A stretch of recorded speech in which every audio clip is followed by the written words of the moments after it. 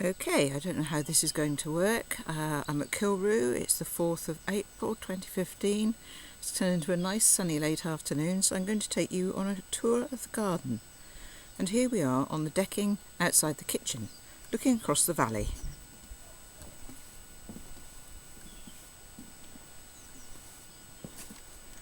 Usually at this time of year there are ewes and lambs on the other side of the valley and down in the bottom here. But it's a bit early for them. They need to be quite sturdy before they come here because they don't belong to a farmer in the valley. This is the bird feeding station just outside the back door. There are lots and lots of birds that come. Chaffinches, goldfinches, blue tits, great tits, coal tits, long-tailed tits, the woodpecker, nuthatches. I even had a jay on the feeders yesterday. Taking the peanuts. And here we are, looking out across the valley. Now we're going round the side of the house to the front door. Here's the front door, and up the steps to the driveway level.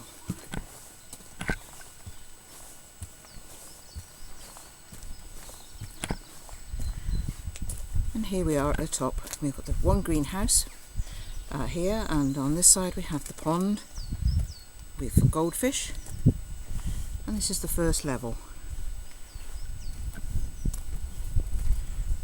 We're looking towards Mulvry, the mountain that gives its name to the village, which is at the end of this valley and to the right.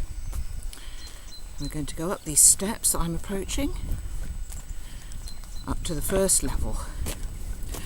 On the right hand side we've got an area with conifers and heathers, some of which are out at this time of the year, and I've seen honeybees on there. I don't know where they're from, but I've seen honeybees on there today as it's turned a bit milder.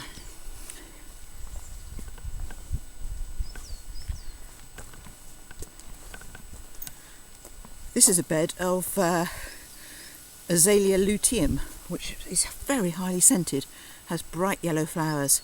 Come out a bit later, obviously, it's a bit early. This is called Jan's bed, mainly because I spent an awful lot of time weeding it when I first came here 5 years ago, and it's developed since. It's really also the red bed because a lot of the plants here have red flowers, and then we've also got some acid green which sets them off beautifully. This side is Jenny's bed, because Jenny, my daughter, has frequently been here and helped, and this is her bed that she created. Right, going on up. I won't be able to show you all of the garden, it's just too vast. And we're walking along the second lot of decking, along the edge of that. But first of all, I'm going to take you along this walkway, which is above the house. There's the house down there. And this is the first level above the house. And this is called the long bed. In the summer it's an absolute riot of tall herbaceous perennials. At the moment we've just got some heather out. There are some plants growing. We've got lots and lots of hardy geraniums in this garden, and all sorts of bits and pieces. Wonderful tamarisk tree. Lots of conifers. And this is the little lodge. Now these lodges are going to be doing bed and breakfast, doing catering, sort of like self-catering lodge. They're not quite ready yet. Let's take a sneaky peek through the window. Oh no, you can just see my reflection. But anyway, that's the interior. Right, we'll go back round again. Walk back down the long bed, walking towards the new lodge. This was a replacement for one with the snow a couple of years ago completely destroyed the roof, and they had to put in a new one, and some woofers helped put up the decking. So we're just going to go back along past the yew, and then we're going to go up the steps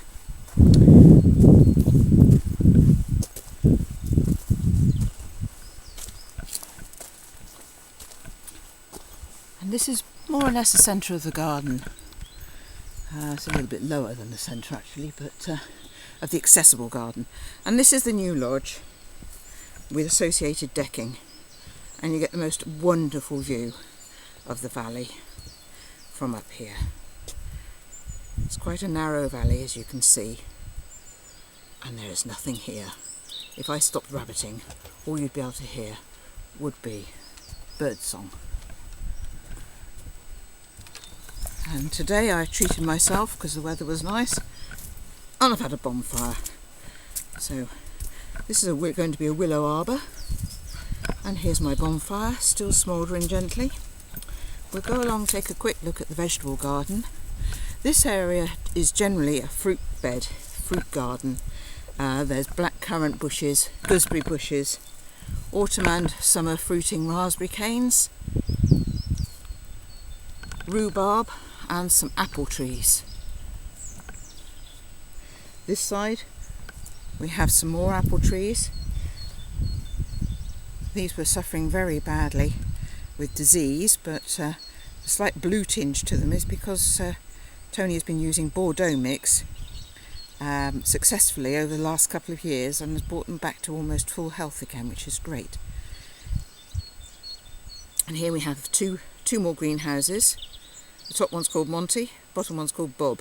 They're all named after gardeners. It makes it a lot easier if you're asking woofers to go and do something, to say, can you just go to Monty and do some weeding or whatever. So here we have the fruit bed still. It's a semicircular enclosed by Leylandii hedge. And here we are walking along to the actual vegetable area. So this is the working end of the garden rather than the pleasure end. And I spend an awful lot of time here.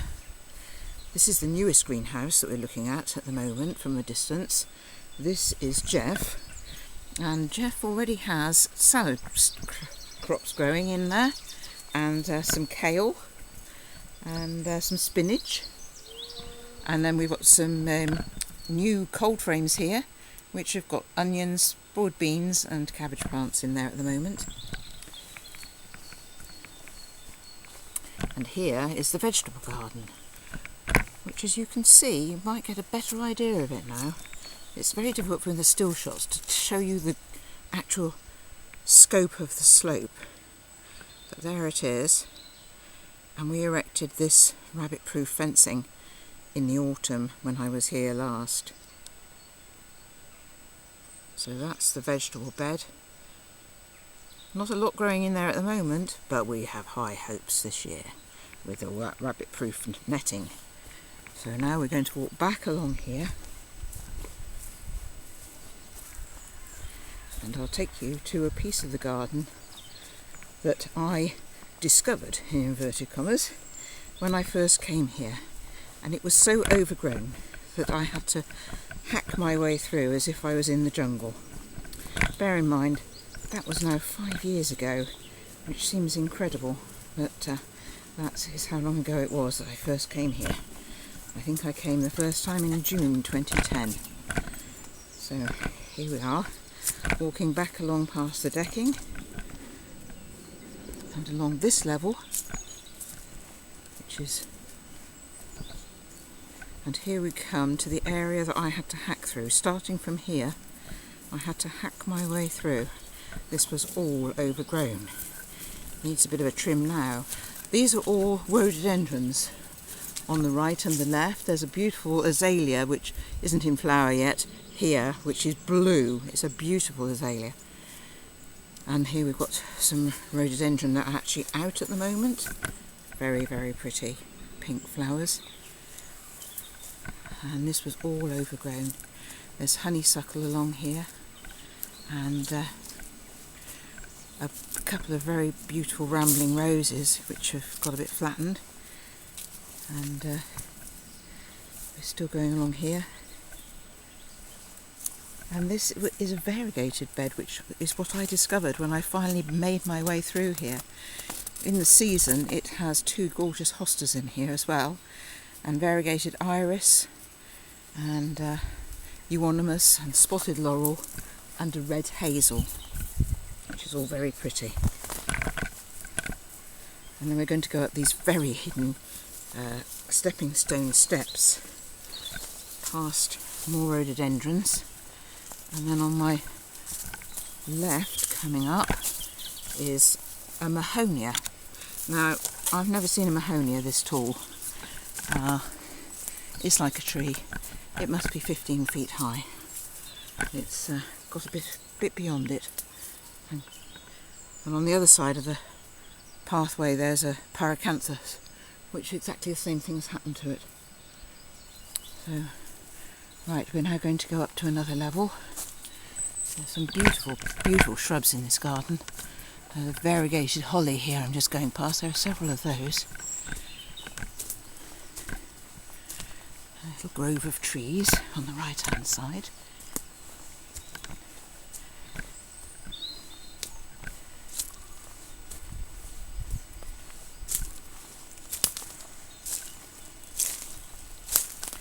And then we'll go up these steps. We're going up all the time.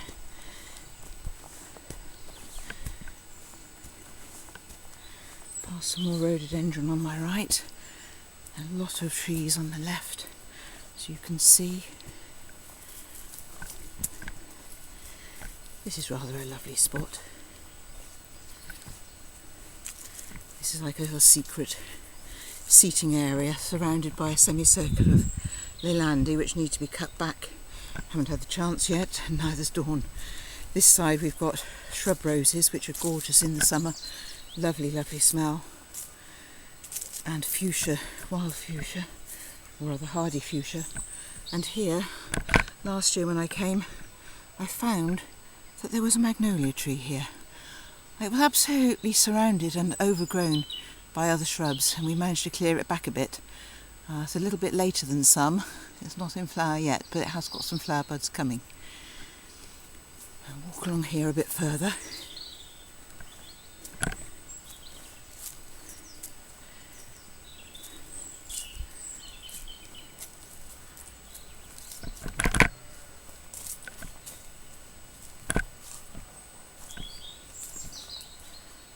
It really is quite stupendous.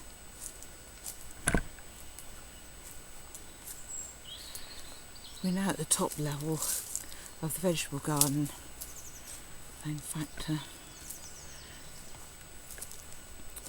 if there wasn't a broken branch in the way, we'd be able to look through this gap in the hedge and see down in the garden. Let's see if we can. Oops. There we are. There's the vegetable garden. And this is what's called the watershed. It's actually just a roof mainly for collecting water. That's the sole purpose of that, although it is quite a handy storage space at times. Oops. Back round. And we'll go up another level.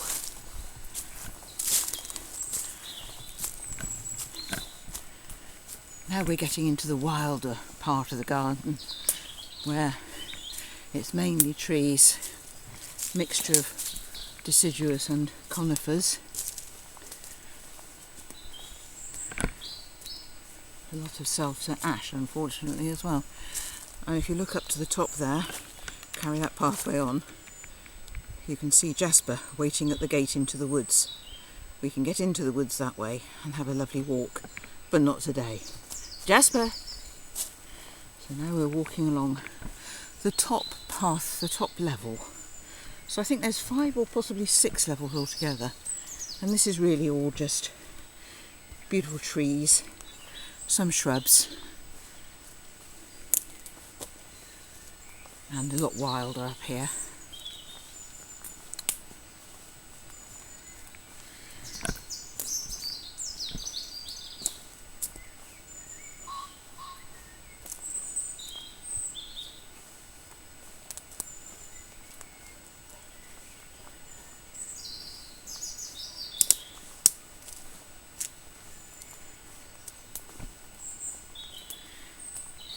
It really is a gorgeous afternoon.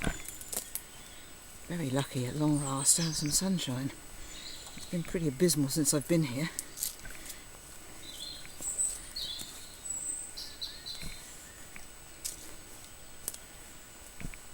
We're now going to go down what's known as the French steps. They're called the French steps because they were constructed by some French woofers about 2 years ago now. They still look quite new. Not a lot of vegetation growing on either side yet, but I'm sure it won't take long. Quite an achievement really, because this was quite a nasty slope before. So we just carry on down here.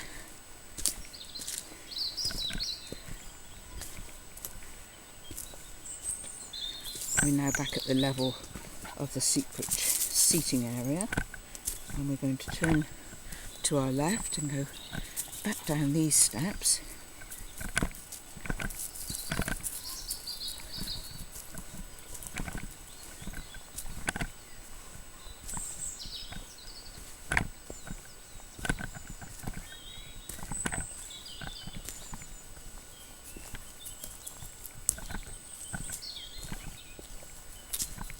This is a level we haven't visited yet so far. Again, beautiful variegated holly.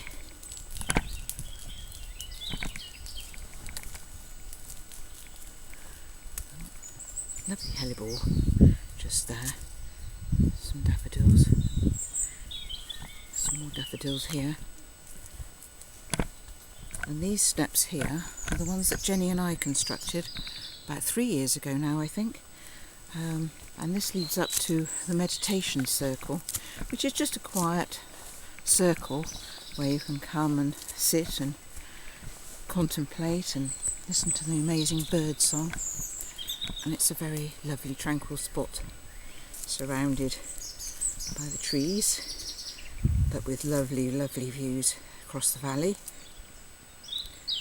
When it's not obliterated by the smoke from my bonfire, which suddenly seems to have come back to life.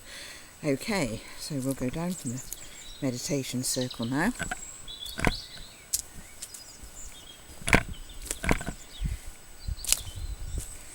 And we're going to go down these steps here. These borders on either side of these steps in the summer are absolutely amazing. You just wouldn't believe, looking at them now, that this side particularly, you can barely see ground between the plants. There are so many herbaceous perennials here. Absolutely gorgeous. Lots of astrantias and hardy geraniums in all sorts of colours. Blues and purples and magenta pink with black eyes, and they really are quite incredible. And here we are, back down to the level of the new lodge, and now we're going to go back down to the house again, taking in the beautiful view across the valley.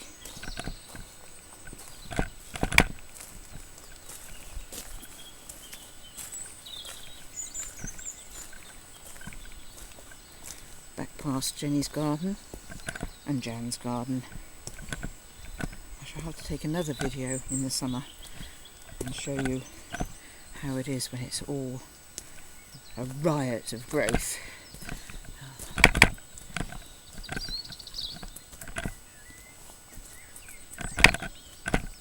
Nearly back down to driveway level now, and so I shall take you down to this level.